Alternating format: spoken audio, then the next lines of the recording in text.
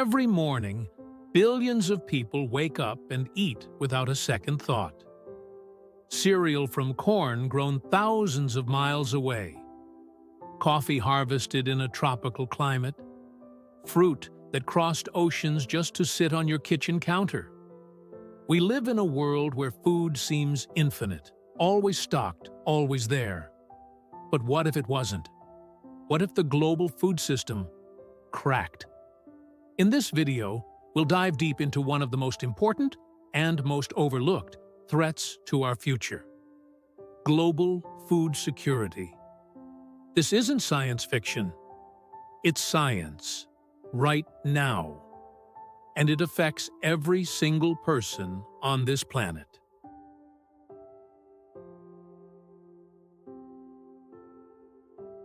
So, what does food security even mean?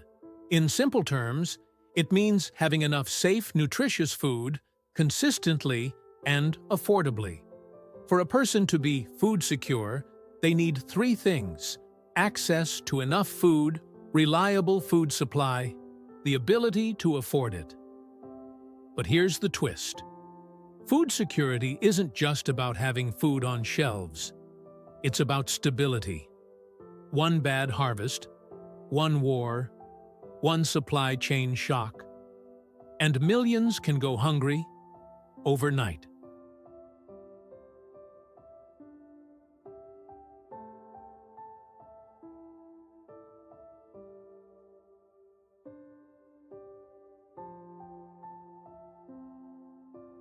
Our modern food system is a miracle of coordination. Wheat grown in Ukraine feeds people in Egypt. Soybeans from Brazil become livestock feed in China. Apples from New Zealand end up in Tokyo supermarkets. Ships, trucks, satellites, data. It's a global dance. And we've never produced more food in human history. But we've also never been more dependent on that system working perfectly. We grow crops in monocultures, single species over vast land. We rely on a tiny number of countries for critical exports, and many regions are just one drought or flood away from collapse.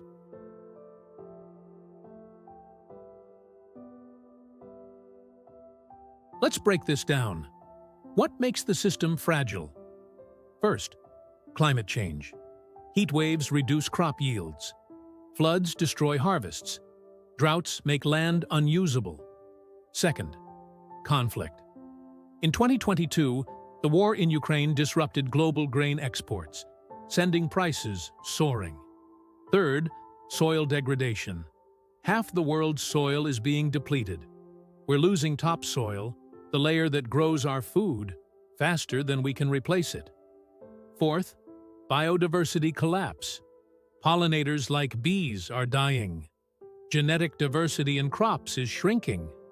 Translation: if just a few things go wrong, the whole system is at risk. Now, imagine this. A record heat wave hits South Asia. At the same time, a major drought slams the US and Brazil. Conflict breaks out in a key export nation. Ships stall, ports close, crops fail, prices skyrocket. Welcome to a global food shock, a chain reaction that could send billions into panic. In 2007 Well, you to don't see 2008, a spike in food prices caused see riots empty in over shelves so 30 often. countries. So And that was before COVID, that in before itself this is level like of global climate an instability. opportunity. Experts say we may be closer to the edge than we think.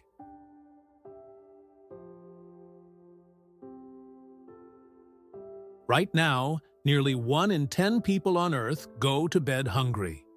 That's over 800 million people. And that number is rising again, after a decade of improvement. According to the UN, we are not on track to meet global hunger reduction goals. Combine that with rising food prices, extreme weather, and economic instability. And suddenly, food security becomes everyone's problem.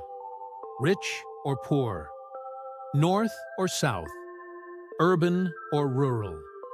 When food becomes scarce, panic spreads fast.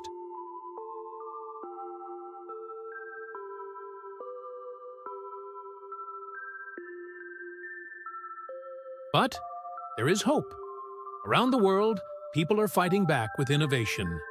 Vertical farming, growing food in cities using LEDs, and recycled water AI in agriculture. Predicting crop failures, optimizing irrigation, lab-grown meat. No animals, no farmland, no methane. But these innovations come with questions. Who controls the tech? Can poor countries access it? Will it come in time? Technology is powerful, but it's not a silver bullet.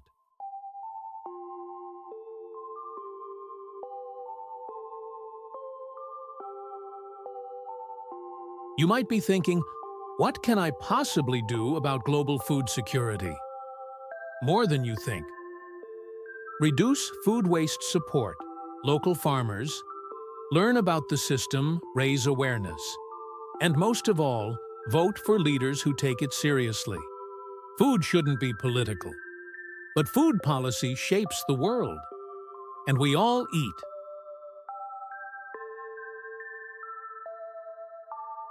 Global food security is not just a headline. It's the foundation of peace, health, and civilization. And right now, that foundation is cracking. The question is, will we fix it or wait until it collapses? The choice is ours. Because the next crisis isn't about energy. It isn't about war. It's about what's on your plate. Subscribe for more stories that matter.